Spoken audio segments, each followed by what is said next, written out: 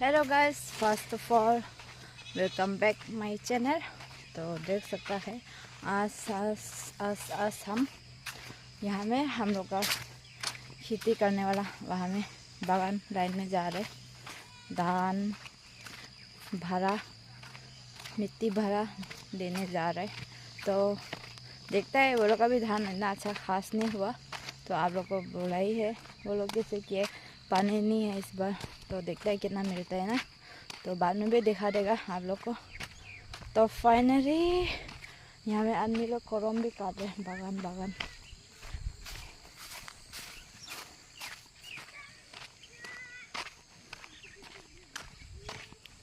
हाँ सुबह ने हम नाक लगा खाओ नहीं करना